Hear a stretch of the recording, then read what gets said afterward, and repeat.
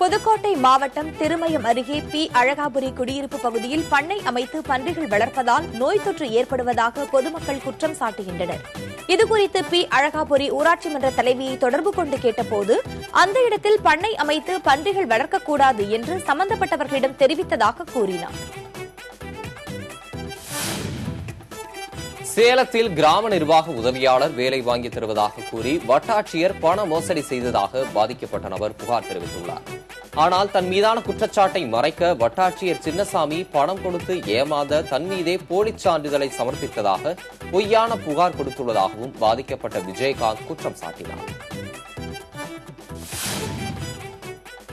விழுப்புரம் மாவட்டம் மரக்காணம் அருகே குளிர்பான ஆலையில் ஏற்பட்ட தீ விபத்தில் 15 லட்சம் ரூபாய் மதிப்பிலான பொருட்கள் எரிந்து சேதமடைந்தன. திண்டிவனம் விழுப்புரத்தில் இருந்து வந்த தீயணைப்பு வாகனங்கள் தீயை கட்டுக்குள் கொண்டு வந்தன. ஆலையில் வேலை செய்த வெளிமாநிலத்தை சேர்ந்த சுமார் 800 பேர் இந்த விபத்தில் இருந்து தப்பினர்.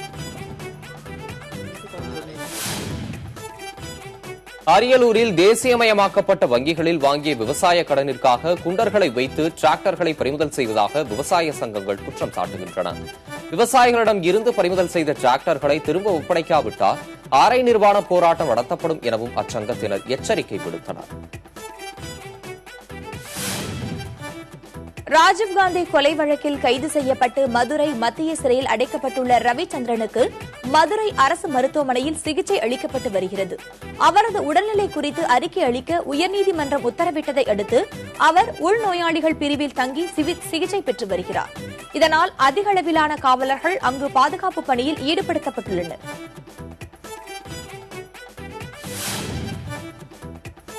கிருஷ்ணகிரி மாவட்டம் சூளகிரி அருகே உத்தனப்பள்ளியை அடுத்து சினிகிரி பள்ளியில் ஆசிரியராக பணியாற்றி வரும் பார்வதி அணிந்திருந்த தங்கச் செயினை மர்ம நபர்கள் பறித்துச் சென்றனர். பள்ளி முடித்துவிட்டு உத்தனப்பள்ளிக்கு தனது 2 சக்கர வாகனத்தில் வீடு திரும்பியபோது எதிரே 2 சக்கர வாகனத்தில் தலைக்கவசம் அணிந்து வந்த இருவர் பார்வதி அணிந்திருந்த தங்கச்சங்கிலியை பறித்துக் கொண்டு தப்பிச் சென்றனர்.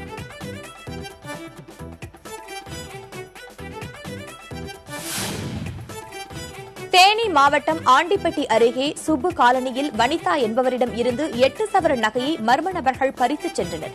பள்ளிக்கு சென்றுவிட்டு வேனில் வந்த தனது மகனை அழைத்து வந்தபோது பின்புறமாக 2 சக்கர வாகனத்தில் வந்த சுமார் 30 வயது மதிக்கத்தக்க வாலிபர்கள் இருவர் வனிதா கழுத்தில் அணிந்திருந்த 8 சவரன் மதிப்புள்ள செயின் மற்றும் தாலியை பறித்துச் சென்றனர்.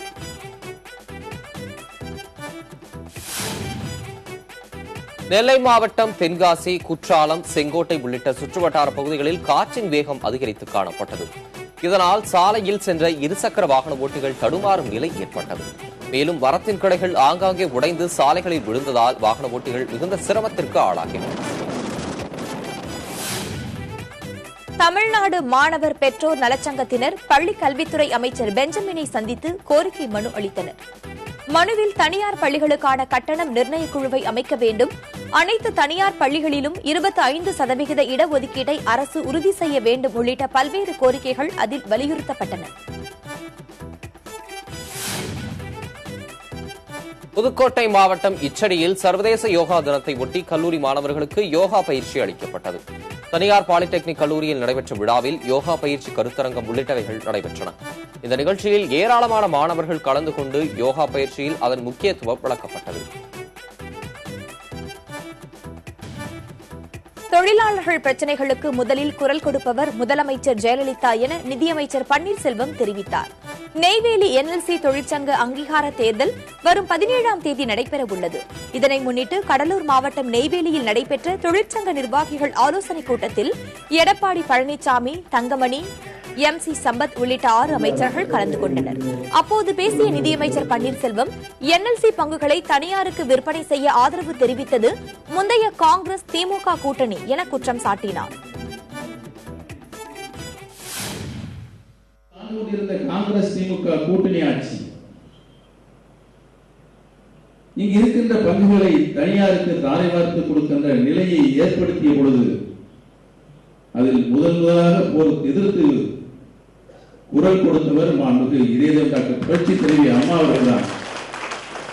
அதோடு மட்டுமல்லாமல் தனியா யாரும் இங்கு வந்து நுழைந்து விடாதவர் நானே அரசே பங்குகளை வாங்குவேன் என்று மாண்புமிகு அம்மா அவர்கள் குரல் கொடுத்து இந்தியாவுக்கே ஒரு முன்னோடியாக வழிகாட்டியாக மாற்று அம்மாவுக்கு. உலக இரத்த கொடையாளர் தினத்தை ஒட்டி சேலத்தில் இரத்த தான முகாம் நடைபெற்றது. மோகன் குமாரமங்கலம் அரசு மருத்துவமனையில் நடைபெற்ற நிகழ்ச்சியினை மாவட்ட ஆட்சியர் சம்பத் தொடங்கி வைத்தார். இதில் சேலம் மாவட்டத்தின் பல்வேறு கல்லூரிகளில் இருந்து வந்த 100க்கும் மேற்பட்ட மாணவர்கள் இரத்த தானம் செய்தனர்.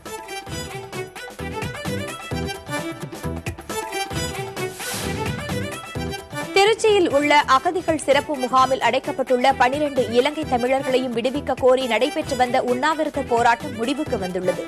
அவர்களை விடுவிக்க உரிய நடவடிக்கை எடுக்கப்படும் என காவல்துறையினர் உறுதி கூறியதை அடுத்து இந்த போராட்டம் கைவிடப்பட்டது. 12 இலங்கை தமிழர்களையும் விடுவிக்க வேண்டும், அவர்கள் மீது வழக்கு போடுவதை நிறுத்த வேண்டும் ஆகிய கோரிக்கைகளை முன்வைத்து 5 பேர் கடந்த 12ஆம் தேதியிலிருந்து உண்ணாவிரத போராட்டத்தில் ஈடுபட்டனர்.